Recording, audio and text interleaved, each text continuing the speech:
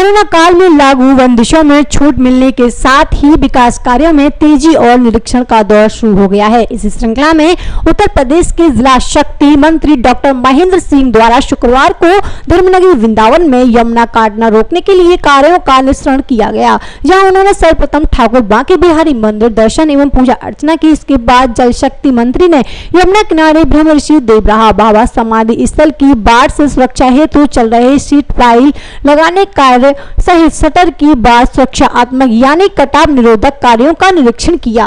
साथ ही उन्होंने ब्रह्म ऋषि देवराहा बाबा का आश्रम पर भी भ्रमण किया। पत्रकारों से मुखातिब होते हुए जल शक्ति मंत्री डॉक्टर महेंद्र सिंह ने बताया कि कटाव रोकने के लिए किया जा रहा कार्य जल्द ही पूरा किया जाएगा। साथ ही बताया कि प्रदेश में 42 जिले बाढ़ प्रभावित हो रही हैं।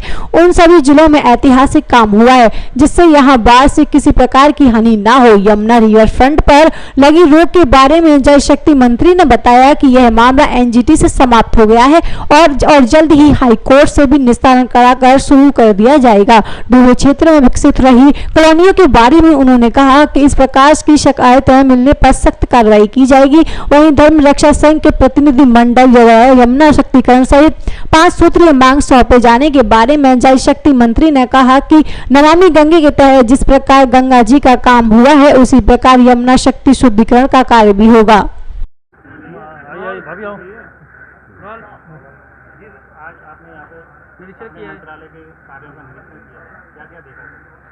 देखिए, पूरे उत्तर प्रदेश में 24 जनवरी 1950 को उत्तर प्रदेश बना था। तब से लेकर के आज तक बाढ़ बचाव के कार्य का पैसा मार्च और अप्रैल महीने में दिया जाता था। योगी आदित्यनाथ जी ने, माननीय मुख्यमंत्री जी ने एक ऐतिहासिक फैसला लिया है। सारे नियम कानूनों में परिवर्तन करते हुए अब वो पैसा जनवरी माह में रिलीज किया है। पहले जब मार्च और अप्रैल में पैसा रिलीज होता था, मई में टेंडर होता था और जून में बरसात आ जाती थी, कोई काम नहीं हो पाता था। लेकिन अब जनवरी में पैसा रिलीज होने के कारण से अभी मैं यहाँ पर भी काम देखा हूँ और इसके पहले वहाँ जो मंदिर के बगल में घाट बन रहा, वहाँ कटान हो रही थी, उसको भी देख करके आ रहा हूँ। लगभग सारे काम वहाँ के कटान के पूरे हैं। पिछली बार भी जो काम हुआ था वो आप देख रहे होंगे कि बाबा देवराहा बाबा के बगल में जो हमारे इस पर बने हुए हैं और उसके सामने जो घाट बना हुआ, बहुत सुंदर कार्य हुआ है। पहले बाढ़ का कार्य होता था, दिखता नहीं था। अब जनता को भी और जनप्रतिनिधि को भी सबको दिखाई पड़ता कि क्या काम हो रहा है। और बाबा के आश्रम को बचाने की दृष्टि से जो यहाँ पर काम हो रहा है वो भी बहुत ऐतिहासिक है। 20-25 दिन के अंदर ये भी काम पूरा हो जाएगा, जिससे हम बाबा के लिए कुछ सेवा कर पाएंगे। माननीय मुख्यमंत्री जी के निर्देशानुसार पूरे उत्तर प्रदेश के बाढ़ बचाव कार्यों को हम लोगों ने समय से पूरा किया है। 14 और 15 में 15 लाख हेक्टेयर ज़मीन का कटान बाढ़ से हुआ था, लेकिन 20, 19 और 20 में वो कटान घट करके 12,025 हेक्टेयर हुआ और पिछली बार 20 और 21 में जो कटान हुआ वो 6,886 हेक्टेयर हुआ। यानी 15 लाख से घटते घटते हम 6,000 पर पहुंच गए। उत्तर प्रदेश में 42 जिले बाढ़ से प्रभावित होते हैं।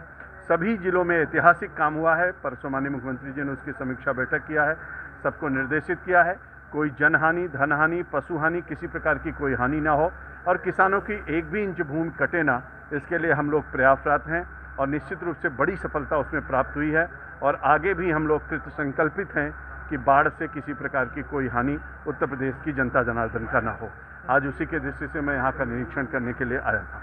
वृंदावन में एक बहुत ही महत्वाकांक्षी योजना थी रिवर फ्रंट की, लेकिन वो काफ़ी समय से 178 करोड़ रुपए सैंक्शन हुआ था। एनजीटी में मामला था, एनजीटी का मामला समाप्त हुआ है।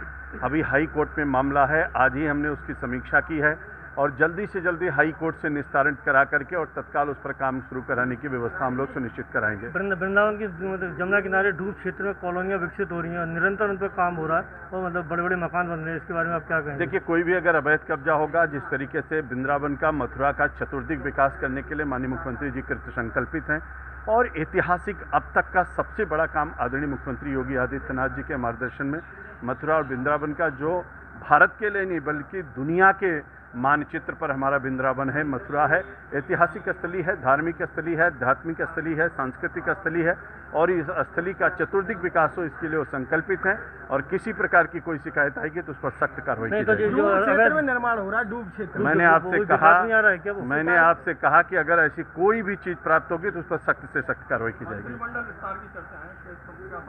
भैया आपके पास होगी, मेरी जानकारी में नहीं है। मेरे पास कोई जानकारी नहीं, आपके पास होगी तो मैं बता नहीं सकता। संत समाज ने ज्ञापन दिया, क्या मांगे रखी है? देखिए, संत समाज में निश्चित रूप से सभी संतगण चाहते हैं कि हमारा वृंदावन माँ जमुना जी अविरल हों, निर्मल हों, और इसके अगल बगल जो संतगण रहते हैं उनके स्नान के लिए शुद्ध जल प्राप्त हो, और जिस तरीके से यहाँ पे जलाभिषेक होता है, रुद्राभिषेक होता है, स्नान कराते हैं भगवान को, उसके लिए भी जल प्राप्त हो, उसी सब बातें कही है। हम लोग अनवरत इस पे लगे हुए हैं, अच्छे से अच्छा प्रयास कर रहे हैं और अच्छा इसको करेंगे।